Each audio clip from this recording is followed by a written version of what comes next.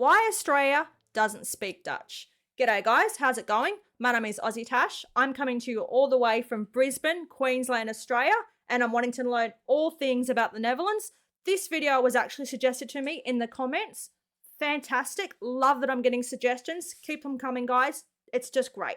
Okay, let's get into this video. We're looking forward to it. I have some questions, so I guess we're going to find out the answers. Why Australia doesn't speak Dutch. Let's roll.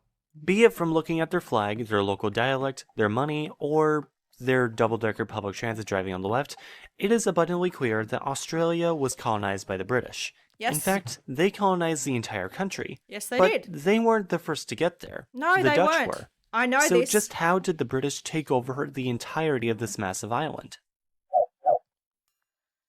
Since ancient times, European scholars and geographers and the like all speculated about there being some kind of giant landmass at the southernmost edges of the world. Okay. After all, there was clearly a lot of land to the north of the equator, so there must be at least as much land to the south, just to balance everything out. This is basically how Europe thought of the map of the world until they decided to actually go and explore that big ball. Of course, Australia, one such theorized landmass, had already been settled for tens of thousands of years by numerous different people groups, all with their own languages which sounded nothing like English. So what happened that changed all that?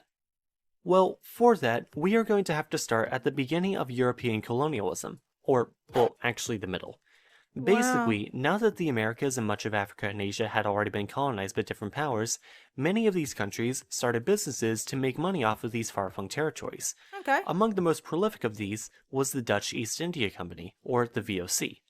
Crucially for this, basically the only large territory that the Dutch Empire was able to hold on to was of course Indonesia, Yes. which became the source of many of the lucrative spices that the VOC would ship back home. Okay, I'm going to have to look into the relationship that exists between the Netherlands and Indonesia. It's quite strong, isn't it? So I'm going to have to look into some videos of that. Yes, I do know a small story about how a Dutch boat did land in Australia.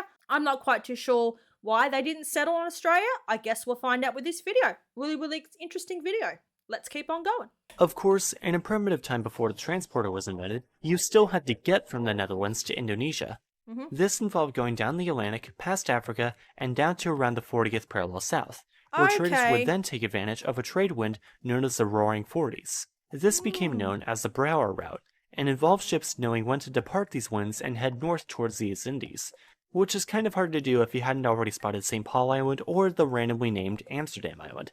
Because of this, many a Dutch trader would get lost and bump into the west coast of Australia. Ah! Some of these shipwreck merchants, however, would take note of this brand new island and would name it New Holland. Yes. And also found a couple islands nearby and named them after another Dutch province. So yeah, Abel there's one key Tasman? point to why the Netherlands didn't fully settle Australia.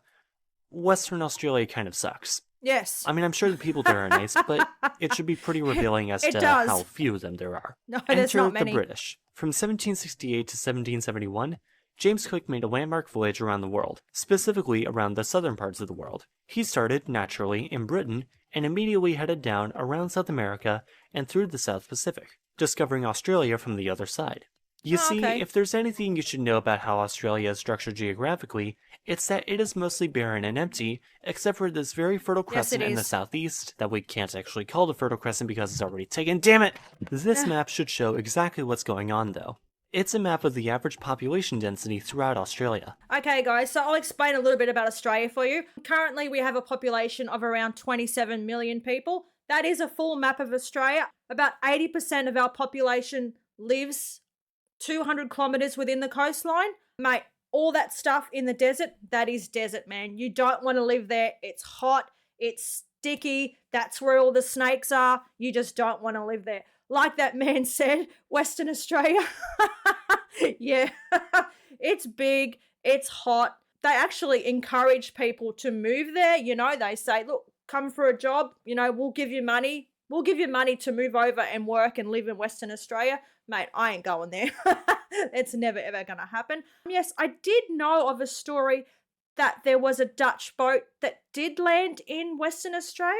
Some people stayed and then the boat went, but we don't know what happened to the people. Maybe they got eaten by dingoes. Maybe they just couldn't sustain life. But yes, and also a very important fact to acknowledge is that before the English and the Dutch colonised Australia, The Aboriginals, they were here. They have been here for over 50,000 years. They speak hundreds and hundreds of different languages. In Australia, just maybe over the last 10 years, starting to recognize our elders and respecting our elders.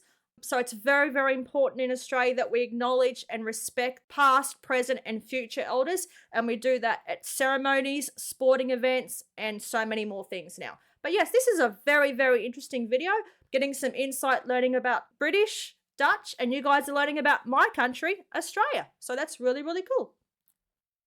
And you'll notice that most Australians live near the coast of South Australia, Victoria, New South Wales, and Queensland. There's me in Queensland, right some there. People in Tasmania. Yes. This only becomes more visible if we look at the locations of Australia's 17 biggest cities, all with a population greater than 100,000. Yes. In decreasing order, they are Sydney, Melbourne, Brisbane, Perth, Adelaide, Gold Coast, Newcastle, Canberra, Sunshine Coast, Wollongong, Geelong, Hobart, Townsville, Cairns, Darwin, Toowoomba, and Ballarat. Jeez, how non-Australian does that sound now? Lots of gold Only two there. of these cities, Perth and Darwin, lay in the western half of the country. This sole fact, combined with the difficulties of just getting to this part of the world and making it back alive, explain why the Dutch never colonized New Holland, but why the British did colonize Australia.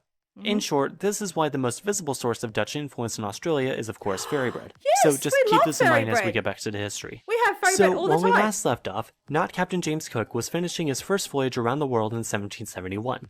But what's this? The 1770s?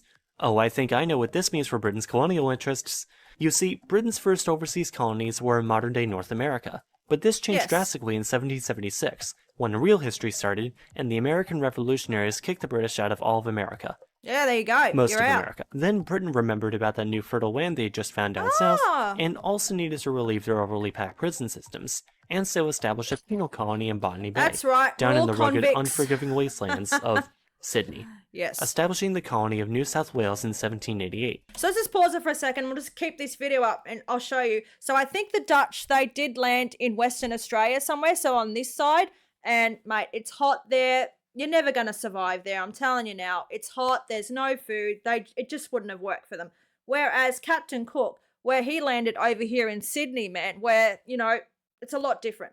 A lot different. The climate's different. In Western Australia, it's hot. There is nothing out there, man. I mean, literally, you can drive in your car and you will travel for like days and days and days, and there is nothing, mate. There is absolutely nothing. Whereas Sydney, you've got more water, you've probably got more natural resources, you know, to colonize and everything like that. So that's why, unfortunately, the Dutch couldn't colonize Australia first, and the English, they got to us. They brought over all their convicts. So yes, we were colonized. We got lots of convicts. They brought over convicts here, but we weren't just all convicts. My family, they from Bath in England. They come over here on the second fleet. Yeah. So we're not all just convicts, mate. This is a really, really cool video. But yes, so unfortunately, the Dutch couldn't colonize Australia. The British got to us, so that's why we speak English and not Dutch. For the first few decades, though, the British actually decided not to completely jump into taking over everything they saw. Okay. They would do that in the 19th century. However, at first, the British only claimed everything on Australia east of 135 degrees east. They don't want to go to that side. Then came the mid-19th century, when the British then expanded their claims to the rest of the island, with the establishment of Western Australia.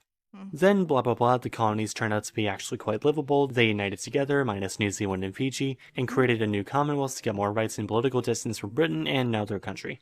Yeah. Now, admittedly, this is an incredibly narrow scope of Australian history, which is actually incredibly vast in its own right.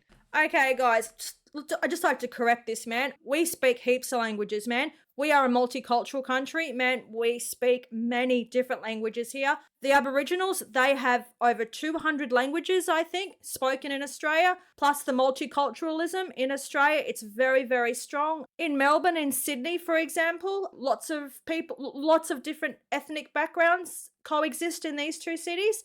But yes, this was a really, really cool video. Guys, if you want to learn more about Australia, you know I compare Australia to a lot of the Netherlands. So yeah, just stay with AussieTash and we'll learn together. This was a really cool video. If you enjoyed it, please jump on, smash the like button, leave a comment, and of course remember to subscribe. That really helps me out. Cheers from down under. Take care. Oh, sorry, 1 minute. He talked about the Emu Wars. Oh, let me just tell you about the Emu Wars. In Australia, we took on the emus, so we tried to wipe out the emus, but they won. We lost a war to a bird. Yes, it happened. It's so funny. Every reaction video that I've seen that talk about Australia, they always find a way to bring up the emu wars. All right, that was the video for today. Cheers from down under. Take care. Bye.